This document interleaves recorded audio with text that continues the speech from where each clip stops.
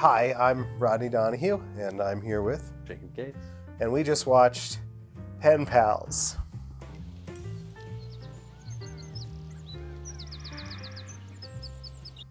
And we watched Pen Pals so you don't have to. If you need any help, just give me a signal and I'll take over for you. I know I definitely want to talk about the structure of this episode. It has been 6 weeks since our entrance into the Selkunde Drema sector. I want to talk about the time period of this episode. I think that's more interesting even than the how primary. long the episode lasts in terms of the time of Star Trek. And I definitely want to talk about But it didn't end there. No, sir. what I would call the data problem. I think it's really interesting that Pulaski and Data's sparring is put on hold in a real way. Pulaski sides with Data, calls him Data, doesn't call him Data, doesn't. My emotions are involved. Data's friend is going to die. That means something. She's totally on his side, and is kind of the ethical voice in this. One of the things I kind of appreciated was the Doctor being the ethical voice for we have to do something. It seems callous and even a little cowardly. I want to piggyback this with the data problem. Okay? Because I agree that in the end they made the right decision. I think that Picard and Wesley make the right decision. Yeah. I think that throughout the episode, Data constantly makes the wrong decision. Yes. And he makes decisions that are wrong based on his character, right? He should be a little bit more by the book. 8 weeks ago, I received a transmission, a simple 4-word message. Is anybody out there? I answered it. The strongest portion of this episode for me is the Wesley leadership portion. Ensign Davies, I want that Ica spectrogram run on the Selkunde Drema system. You got it. That is one of the best things about Star Trek Next Generation, is that it just will have leadership nuggets that are really good. And sometimes, especially if you're kind of in a new leadership position, you just have to make a call and stick by it. And this episode delves into those, Right. and really does a good job of that. It's tough to tell other people what to do. I suppose I could have made it in order, but how do you give orders to someone who's older and more experienced than you? The difference in ages between you and Davies is not the issue. This episode would make much more sense if Wesley makes contact with somebody.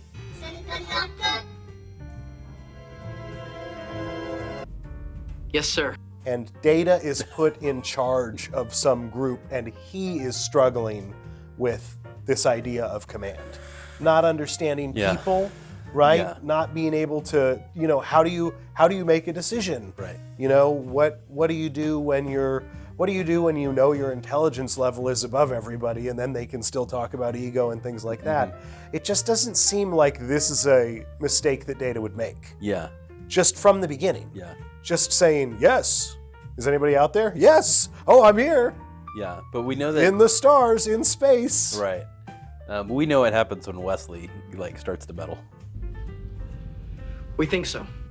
I think if I was going to swap it, I'd swap it with Troy, and I would let it be her empathy that's driving her, and Okay. still let Wesley be a learning Starfleet recruit. But Data is, I think by nature, he should be following the rules and regulations. He should be arguing for the less emotionally driven course of action. Yes. What do you think about the moment that we talked about when Picard tells Data to sever all communication, and he just walks over to the panel and turns it on? I think Data, I want you to sever the contact with Drema 4. it actually demonstrates a lot of emotional intelligence that you wouldn't expect from Data. He kind of knows that if he does that, he will pull on the heartstrings of Picard, and Picard especially, and make it to where Picard can't say no. He knows that apparently. We cannot turn our backs. Well, it's the end of what I would consider to be like the ultimate Prime Directive discussion in Star Trek. Right. I mean, I think it is. I think that it's the best discussion of the Prime Directive in Star Trek. And Probably. everybody gets all these points across, and then Data at the end manipulates everybody with the Yes. emotions that they're saying they shouldn't put in play. Right.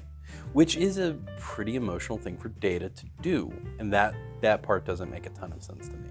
But it is effective. It's also, is it a disobedience of a direct order?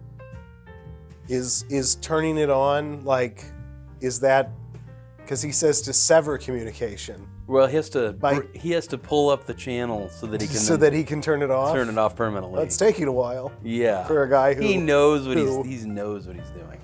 He knows what he's doing. Oh, well, now we're all a little less secure in our moral certitude. Was anything weird to you about things that characters did or said in this episode? I think there's a couple things early on especially that happen that don't really work for me. All of this is true, but there's an old horse trainer's adage about putting too much weight on a young back.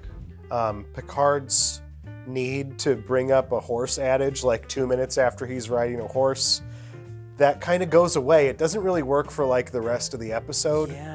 Yeah. It doesn't encapsulate everything. There's this idea of, they talk about Allah Yeah. and how he made horses, and I think that there's an aspect of being gods in this episode, True. but it feels so like, it feels, Yeah. the plant is weird. The plant is not as, usually a plant like that needs more explanation. Yeah, you think it would be referenced again later or have some sort of callback later in the episode, and it doesn't. Yeah. I do get that reference with Allah, and the reference by itself as a characterization thing kind of makes sense with Picard being the kind of history buff that he is. But you're right in that the illustration doesn't come back. They actually switch midstream to a sword illustration at one point. Tempering is taken to extremes. He is a boy, not a sword. Who will one day become a man, and to extend the metaphor, we'll need a fine edge that won't dull at the first touch of resistance. Right, yes, we go from horses to sword. He's really trying to have an analogy for the episode, but it's like you can't keep both. Not really, and they don't run either of them all the way through. So it is, you know, Wesley is either a young stallion whose back can't be broken, or he's a sword who must be sharpened. I think that Riker asks Wesley to sit in the command chair just because he thinks Picard might walk in and see it. So he's trolling him. Maybe a little bit, but Wesley doesn't take the bait. He's, no, it's going to be a while before I can sit in that chair.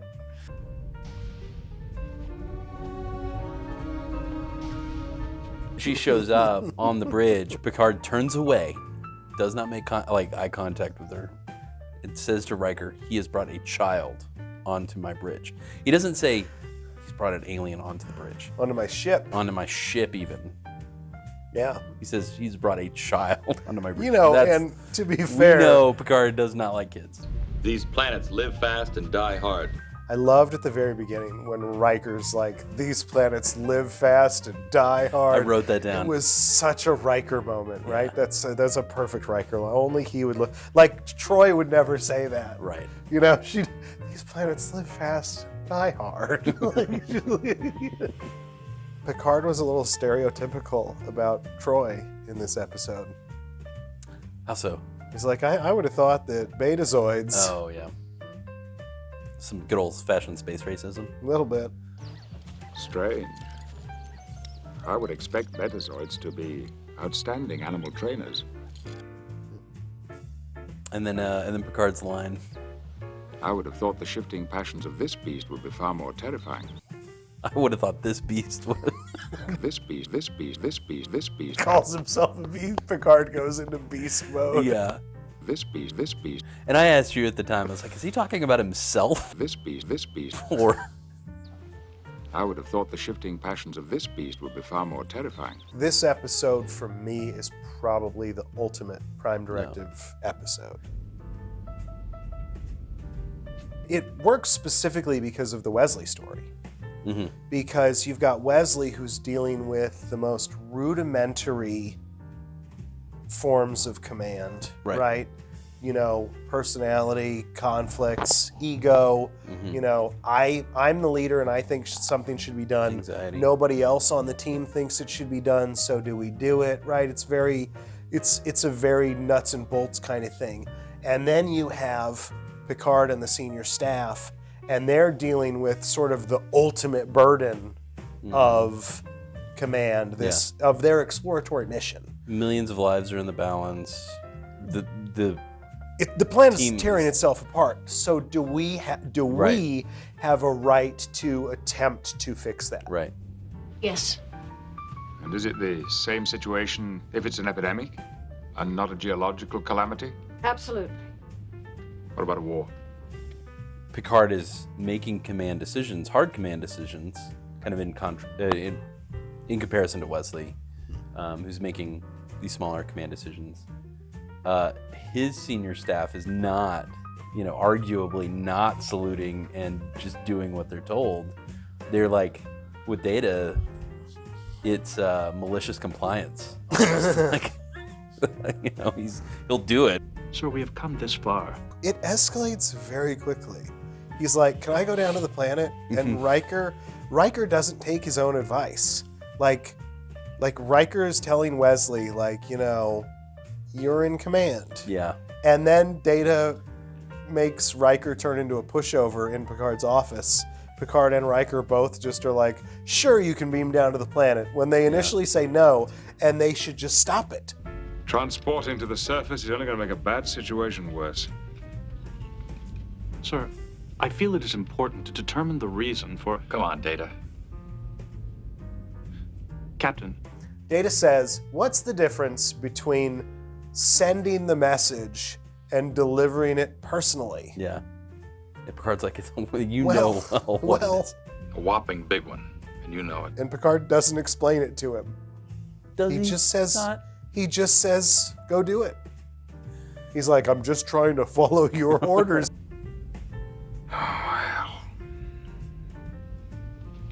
Go. He sort of goes on both sides of the Yeah. line of letter of the law and spirit of the law. He kind of just goes back and forth in this episode. it is He doesn't pick. It is a little hard to tell if Data is being naive or if Data is playing naive to get what he actually wants. And I don't think he's playing naive you think to he get what actually he is wants. naive? it would take too long to explain. The honest truth of this is, this whole Data, it's not very interesting. Yeah, It's sure. it's really just because if she stays in her room or she doesn't stay in her room, they solve the problem in 15 minutes. But she could have died if she stayed in her room. But the room was intact at the end, though, huh? There's also no consequences. Data really suffers no consequences for what he does. I came to apologize, sir. No, in fact, he goes to apologize, and Picard's like, "Nah, it's okay." No apologies are necessary. You reminded us that there are obligations that go beyond duty. Yeah, I And just, that would make sense if this was Voyager. if it were Wesley Yeah. that did this, I mean, there'd be a serious question, right, about his ability to be an Right. officer. Right. Ensign, this is a serious responsibility. Data does not get any of that. No. There's no demotion. There's no time in the brig. There's no lasting repercussions. Because he saved the planet. Because it worked And out. Picard feels good that it worked out. And understanding that has brought you a step closer to understanding humanity.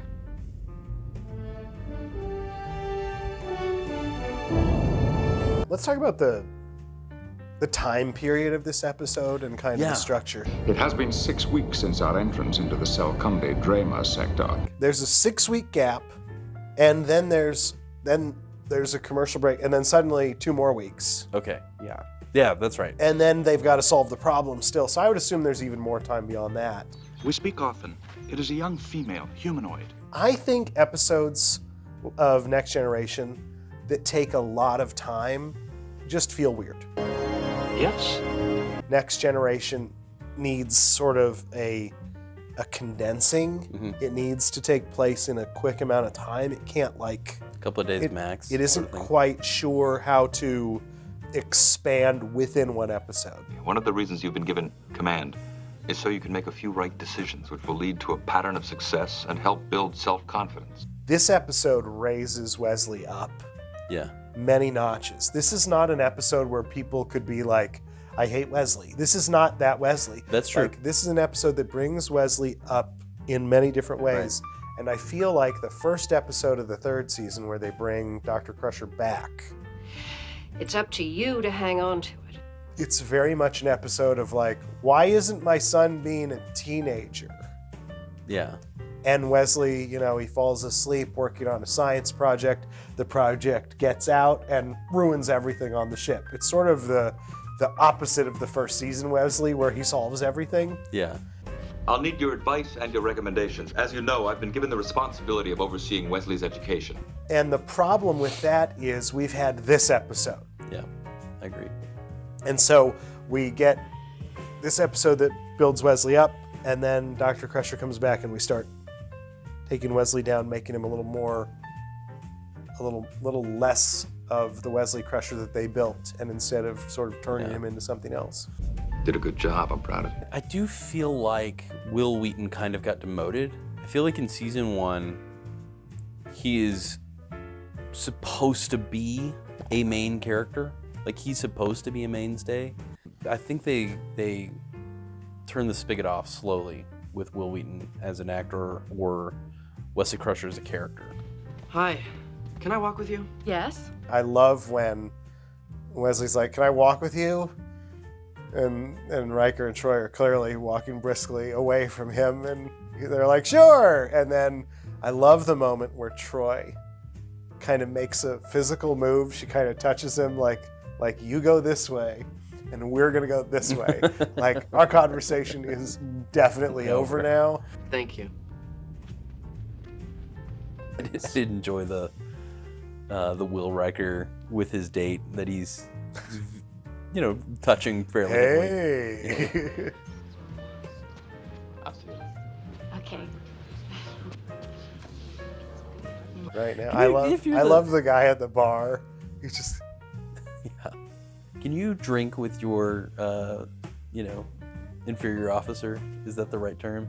I think that's probably not at least in that way where, there's obviously flirtation going on. Is that allowed? She's in the sciences. There's got to be enough of a removal, but I don't know. There's a pyramid, and that pyramid yeah, stops at Riker and then goes up one other notch for right, Picard. yeah. Quite impressive. If Riker and this woman fill out the proper HR paperwork, it's probably okay, right? I guess.